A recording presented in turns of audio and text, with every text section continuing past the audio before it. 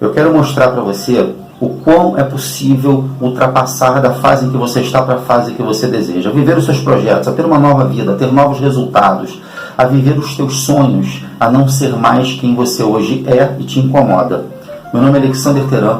Esse canal é um canal em que eu prego a palavra de Deus, em que eu divido a minha história e que eu conto como foi que eu passei por uma nova fase, como foi que eu aceitei o chamado de Deus e o que eu vivo hoje na minha vida. Porém, até chegar aqui, o que eu vivi, e eu quero dividir com vocês. Para começar essa história, eu gostaria de falar sobre a história de Elias e Eliseu, que acontece em 1 Reis 19, capítulo 19, versículo 19 ao 21.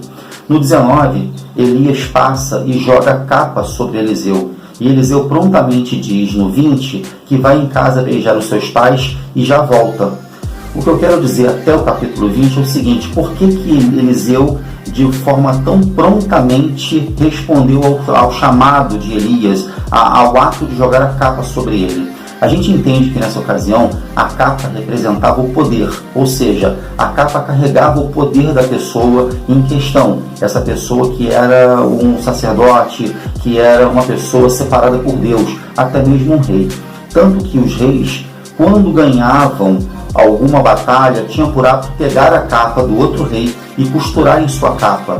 Então o seu manto ficava cada vez maior. A cada vitória, o seu manto ganhava um novo manto e assim ficava bem comprido. Quanto mais comprido fosse o manto daquele rei, mais poderoso ele era, mais visto como um rei guerreiro, capaz de vencer batalhas, campeão ele era visto.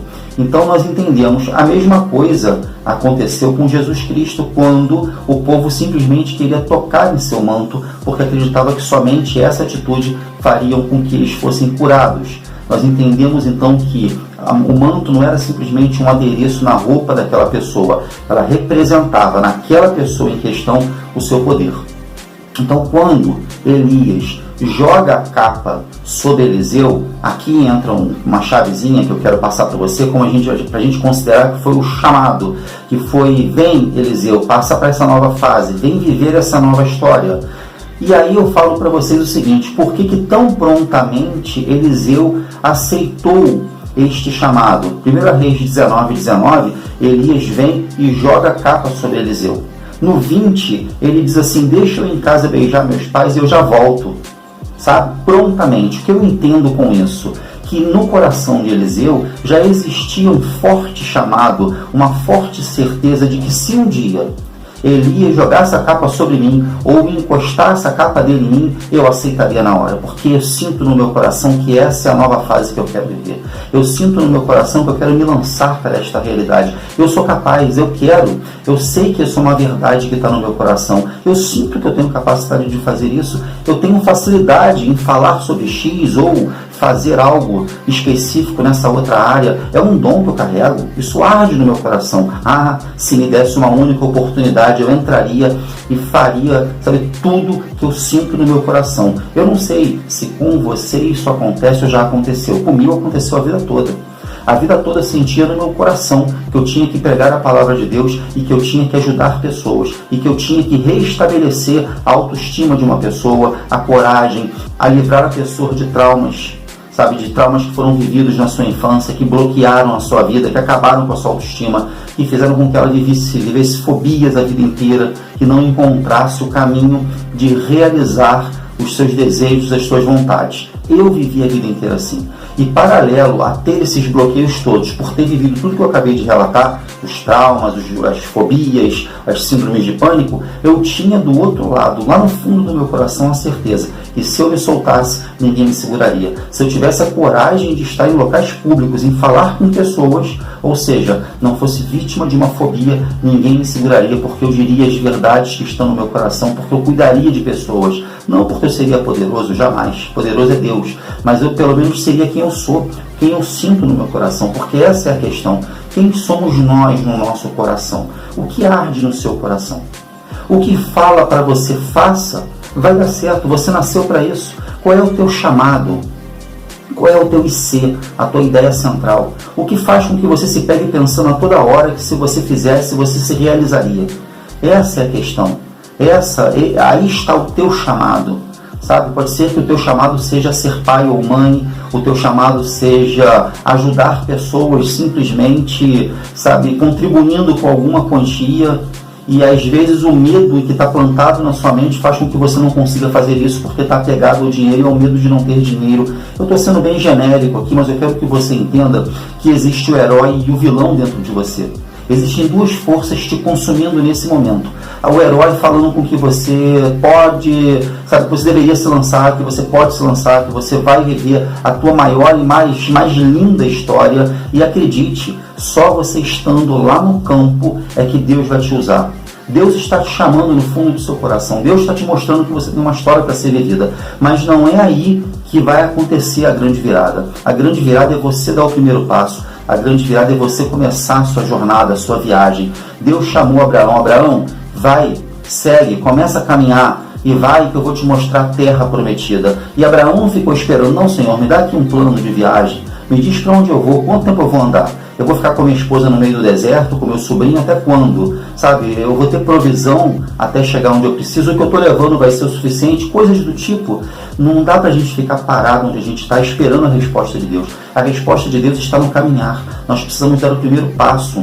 E assim fez Eliseu quando recebeu o chamado de Elias. Ele falou, eu vou em casa, eu vou dar um beijo nos meus pais e já volto. Quando voltou, ele apresentou todos os seus bois a Deus, queimou os seus bois, queimou os aparelhos, né, que os bois utilizavam ali no arado, deu essa carne para o povo comer e foi embora, seguiu Eliseu. Então, às vezes, como aconteceu comigo, eu quero falar isso para vocês, quando eu recebi esse chamado de Deus, desde muito novo, e eu relutei, porque o adversário, antes de eu receber o chamado de Deus, ele atuou na minha vida, ele me criou grandes bloqueios e traumas, que faziam com que eu não conseguisse aceitar. Porque como é que eu vou aceitar o chamado de Deus para falar com uma pessoa se eu tenho síndrome do pânico, se eu tenho fobia social, se eu não consigo falar porque eu fui abusado na minha infância? E não só na minha infância, e depois em toda a minha infância, juventude, parte adulta, eu fui abusado verbalmente, dizendo que eu não seria ninguém, que eu passaria fome, que eu morreria sem nada, e que ninguém me amaria, e que eu não presto. Então tudo isso, imagina uma criança crescendo ouvindo essas coisas, e como é que eu falaria com as pessoas? Quem sou eu para falar com alguém? Você está entendendo? Então quando eu comecei a ter um chamado muito mais forte, eu quero, eu não conseguia fazer. Mas eu tinha lá, os meus bois estavam comigo, os aparelhos dos meus bois estavam comigo, que eram os traumas, os medos. Eu não estava conseguindo entregar isso, eu não estava conseguindo dar um único passo, o primeiro passo para Deus trabalhar. Então Eliseu vai e deixa tudo para trás e segue Elias conforme o seu chamado. Esse foi o ponto, esse é o ponto que eu quero falar para você. Você está querendo começar uma nova história para você? Comece a nova história, dê o primeiro passo. Acredite, não vai ser nem um pouco fácil. Você vai encontrar muita resistência pelo caminho, muita dificuldade, porque eu encontrei. Quando eu resolvi de fato aceitar, eu tive que fazer como Eliseu. Eu queimei tudo, eu deixei tudo para trás, eu deixei todos os medos que o adversário plantou na minha vida. O medo de não ser suficiente financeiramente, o medo de não aceitar certos convites de trabalho que poderiam gerar uma quantidade alta de dinheiro. E eu fui queimando, acabando com o meu network. Eu fiz certo. Muita gente nesse vídeo vai dizer que eu tenho medo, que eu tenho crenças limitantes em relação ao dinheiro. Eu não tenho nenhuma crença limitante. Eu já tive muita grana e pretendo ter de novo. Mas eu pretendo ter numa nova história, num novo caminhar, num novo andar com Deus agora e não no mundo.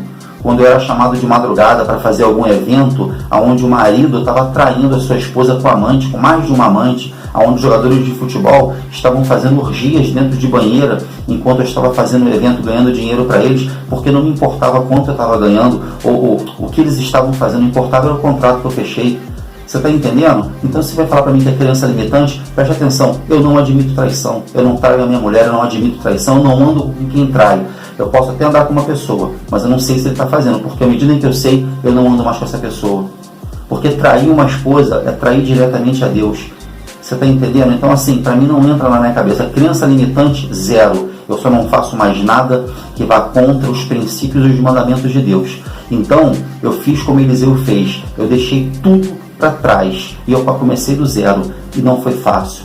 Foi difícil. Mas entenda, da mesma forma que o versículo 21 termina, dizendo que Eliseu começou a servir Elias, eu comecei a servir a Deus também. E comecei do zero a viver as minhas dificuldades. A cada dificuldade, a cada uma semana que eu passei sem comida. Aí, você que gosta de falar que eu tenho crença limitante, fala agora. Fiquei uma semana sem almoçar, tomando 2 dedos de água de vez em quando, porque não tinha água filtrada, eu teria que tomar água da torneira, e aonde eu morava a água não era confiável nem um pouco, ainda mais no Rio de Janeiro. Então eu tomava 3 golezinhos de água, aos poucos, para molhar só meus lábios, porque eu tinha que deixar água para minha família enquanto não entrava um pouquinho de dinheiro para eu poder comprar. Fala aí, irmão. Fala que eu tenho crença limitante. Você vai fazer show sozinho, porque para mim não foi. Para mim foi um propósito de vida, foi eu aceitar, foi eu queimar os bois. E eu vou dizer para você, eu passei alguns meses assim. Só que quando Deus começou a virar minha vida, aí eu te mostro e te provo, não que eu vá fazer porque eu não preciso, a virada que minha vida teve. Você que acha que isso é crença limitante, mas não é. Você que está aqui, que acha, que tem certeza do poder de Deus, que tem certeza, que já viveu, sabe, o poder de Deus na tua vida, você sabe o que eu estou falando. Porque a cada vez que eu ficava um dia sem almoçar, eu passei uma semana fazendo uma refeição por dia. A cada 24 horas eu comia um pouco de arroz e feijão com farinha. Eu passei uma semana assim. A cada 24 horas eu comia um pouco de arroz, feijão e farinha. Mas você sabe que eu não sentia fome. Você sabe que eu não tive dor de cabeça, não tive sensação de desmaio, porque o meu espírito estava sendo alimentado. Enquanto a minha carne se alimentava com o suficiente para viver, o meu espírito ele bebia uma vitamina tão forte de certeza de que eu estava no centro da vontade de Deus, fazendo a coisa certa para nunca mais sair, que aquilo fazia com que eu me sentisse o cara mais poderoso. Tanto que, uma dessas semanas em que eu estava assim, a minha filha fez aniversário. E ela falou assim: pai, vamos sair para correr? Porque eu gosto de correr e ela também. E eu pensei assim, eu estou uns 4 dias sem comer, como é que eu faço para correr? Mas eu não podia falar não para minha filha, porque eu não podia dar um presente, eu não podia fazer um bolo para ela. Eu ia falar não para ela, para dar uma corrida. Eu falei, vamos filha. E eu saí para correr, nós corremos aproximadamente 5 km, entre ida e volta. E eu não senti fraqueza, eu não senti dor de cabeça, e eu ainda fui conversando com ela numa alegria absurda, porque a alegria de viver está em Deus, e não na carne, não naquilo que a gente quer. Isso que a gente quer viver aqui tem momentos de felicidade, de alegria, de viver alguma coisa que nós temos vontade, mas a satisfação, o contentamento está em viver os planos de Deus. E eu falei, pai, eu posso chegar me arrastando, mas eu vou te servir. Como Eliseu falou para Elias, eu vou te servir. Eu vou te servir, pai. Eu vou chegar me arrastando onde quer que o Senhor quer, aonde o Senhor planejou para eu chegar. Porque na revelação que Ele me deu, Ele mostrou que eu ia chegar em algum lugar, que Ele me entregaria alguma coisa. A revelação foi perfeita. Depois que eu resolvi queimar os meus bois, Ele me fez uma revelação. Primeiro Ele fez um chamado, e depois Ele fez uma revelação no meio do caminho. Eu não posso falar mais isso aqui no vídeo, que vai ficar gigantesco, mas eu recebi um chamado. Como se Eliseu, eu não estou me comparando a Eliseu, a Elias e nem nada, tá, gente? Eu estou só mostrando para vocês, fazendo aqui uma ilustração para a gente entender. Primeiro eu recebi um chamado, numa revelação, em sonho, e eu acatei, porque foi muito forte, e eu fiz o que Ele mandou. Comecei então uma nova história. Durante esse percurso, por isso eu digo que Deus trabalha no movimento, como Jesus Cristo fez com vinho, Ele transformou o vinho no movimento. Encham, por favor, as talhas com água, agora leve. E aí nessa ida é que as talhas de água virou vinho. Então é no movimento, começa, que aí Deus opera. Não fica parado esperando o feedback das pessoas, não fica parado esperando o feedback na internet ou de alguém no seu emprego, não fica parado esperando que alguém venha reconhecer o valor que você tem no seu coração. Você tem que ter valor naquilo que você faz. Deus quer que você faça, que você opere. Então eu peguei, acatei na primeira revelação, na primeira madrugada, e comecei uma nova história. Depois Ele veio e revelou para mim: eu vou fazer isso contigo, só espera. E então o que acontece? Durante esse caminhar, eu recebi momentos de grande dificuldade e de enormes soluções que foram mostrando que eu estava no caminho certo, que eu estava vivendo o meu chamado, que eu estava vivendo no centro da vontade de Deus. E isso é um contentamento que nenhum dinheiro pode nos dar. Dinheiro nos dá momentos de alegria ali, que a gente está realizando alguma coisa, é importante, eu quero e gosto. Sempre tive coisas maravilhosas. Sempre andei com carros importados, com motos importadas, morando em casas maravilhosas. Só que um dia eu falei, ok, só que tudo isso aí é castelo na areia, é efêmero. Eu quero isso daí com certeza, porque eu não estava feliz. O chamado gritava no meu coração. Então eu aceitei a capa de Elias. Comecei o movimento da minha vida nova e deixei Deus operar. E tem muita coisa para Deus operar ainda. Então, eu quero dizer para vocês que era para fazer um vídeo curto, dizendo o seguinte: é possível destravar a tua próxima fase.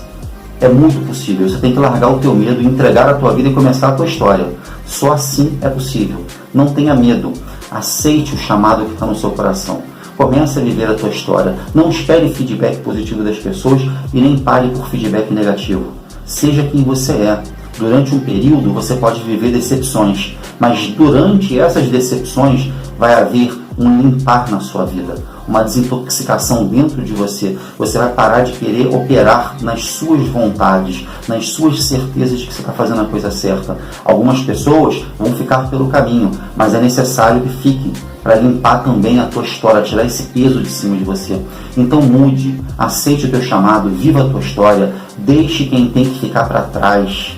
Sabe, pega só o que você precisa, que é você mesmo, mesma, e vai servir a Deus, como Eliseu fez com Elias. E nesta nova caminhada, você vai viver histórias maravilhosas que vão mudar a tua vida. Novas pessoas vão entrar, novas perspectivas vão chegar no seu coração, uma visão nova na sua mente vai nascer e você vai viver novos cenários. Você tem que viver uma nova vida, mas carregando a vida passada não adianta. Não tem como você carregar as pessoas que estão com você hoje, e nem o teu trabalho, e nem nada do que você faz. Você não pode chegar aqui e jogar tudo pro alto, mas tem que buscar. Eu joguei, mas é uma história particular. Sabe, as minhas filhas, as minhas filhas não, mas a mais nova foi morar com a mãe, porque não tinha comida dentro de casa. E isso pra mim, pra você que gosta de falar que a pessoa tem crença limitante, fala aí. Para mim foi um sacrifício. Levar minha filha na rodoviária para ela pegar um ônibus para uma outra cidade, para mim foi o fim da picada. Eu ali sentia a minha carne queimando, ali um holocausto. Eu sentia a minha carne queimando, porque eu sabia que eu podia fazer alguma coisa para gerar dinheiro, para não acontecer aquilo. Mas qualquer coisa que eu fizesse para gerar dinheiro estava fora do propósito de Deus na minha vida. E eu não podia fazer. Então eu tive que aceitar. Eu tive que ver minha filha sair da minha vida naquele momento, para que eu pudesse continuar a minha jornada. As opções que eu tinha para gerar dinheiro dentro daquilo que eu fazia naquele momento estava fora da vontade de Deus. Então eu vi minha filha saindo e eu fiquei em casa com a minha esposa. A minha outra filha, ela já trabalha fora, então ela pouco fica em casa e ela já tem a sua independência, então isso não alterou. Mas a caçula tinha acabado de terminar a escola dela, foi difícil para mim e foi um sacrifício que eu fiz. Mas a vida com Deus é feita de sacrifício, porque a cada sacrifício você queima a sua carne, e cada vez que você queima a sua carne, você deixa algo para trás que não tinha que carregar, e você tem uma nova oportunidade. É preciso que haja uma troca, como o hábito. Você não tem como largar um hábito, você tem como substituir um hábito. Você precisa começar uma nova história, novas atitudes repetidas que vão gerar um novo hábito, sempre buscando ser um hábito mais saudável, melhor, e aquele outro hábito que você tinha, você começa a falar: não quero mais porque me prejudica. Eu não quero mais chegar em casa, sentar e comer um sanduíche tomando Coca-Cola, porque eu comecei a correr. Esse novo hábito faz com que eu me sinta bem de saúde, eu estou afinando, estou me sentindo mais, mais à vontade, com minha autoestima maior. Ou seja, comer o sanduíche é muito bom, a Coca-Cola é melhor ainda, mas me sentir melhor, mais saudável, mais bonito é melhor ainda. Então eu vou optar por esse hábito. Hábito é isso. Hábito não é queimar algo que você fazia sem começar outra coisa, é o movimento da vida. A vida acontece no movimento. Com Deus é assim, com tudo é assim. Até porque Deus é o princípio e o fim de tudo. Então comece um movimento na sua vida, comece uma nova história na sua vida. Vai ser difícil, teu corpo vai pedir, a tua carne vai falar: faz, eu tô com abstinência, eu quero viver isso, por favor, me dá. Mas aí você vai ser forte, e é um dia depois do outro. E quando você começar a colher os teus feedbacks, não o feedback dos outros, os outros não têm poder para te dar feedback. O feedback que muda você é o feedback que está dentro de você. O feedback que está fora é um feedback que vai te enganar, que vai dizer que você está pronto, mas você não está. Porque se enquanto você não tiver a coragem de continuar numa nova trilha, você vai depender do sorriso de alguém ou do choro de alguém, enfim, da opinião externa. Se um dia a opinião for positiva, você continua. Se for negativa, você cai. Isso não é viver. Então, crie os teus feedbacks internos e viva uma nova história, tá bom? Fiquem na paz de Cristo e até o próximo vídeo.